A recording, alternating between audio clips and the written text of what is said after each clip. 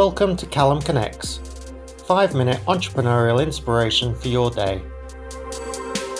Sharing how they overcame one of their biggest hurdles today on CallumConnects Micro-Podcast, we're joined by Devin Miller.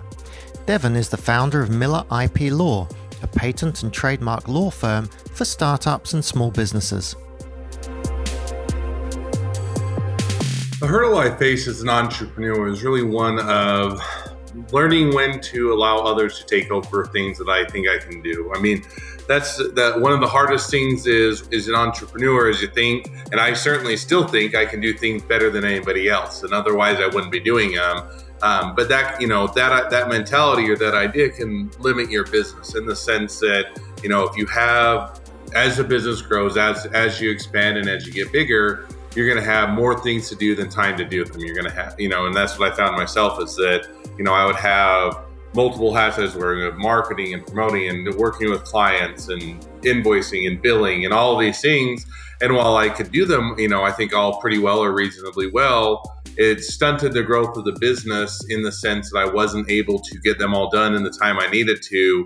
And I was pushing things that would have really helped to grow the business had I brought people on quicker and sooner and figured out how to hand them off. So with that, as we grew and as we expanded and finally making that realization that, I needed other people on the team in order to grow and to become better, is I started hiring people. And the first thing I learned is don't hire too quickly, because if you're just trying to hire to fill a spot, or if you think everybody will do as good of a job as you will, you're wrong. There are people out there there are rock stars that will do a great job.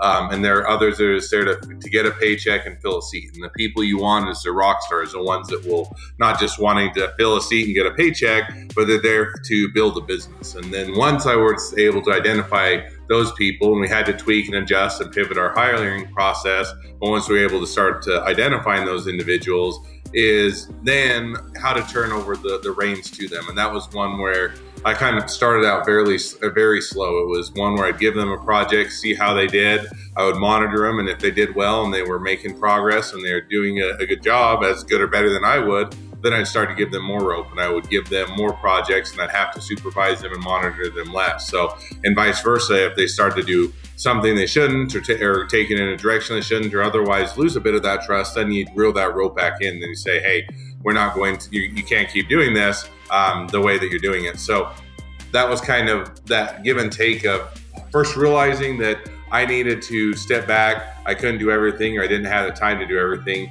Then finding the right people in order to bring them on board and be the rock stars and to grow the company. And then figuring out how to start to loosen the reins, to give other people responsibility and to allow them to grow and also to gain trust really was a hurdle that the business faces, and then I face as an entrepreneur. As I overcame that, as the company grew, it allowed us to reach a lot greater audience, grow the business, and become much more successful. To receive a complimentary copy of the Progressive Partnerships book for entrepreneurs on Kindle or audiobook, plus loads of other goodies at the intersection of investing and small business, go to callumlang.com now.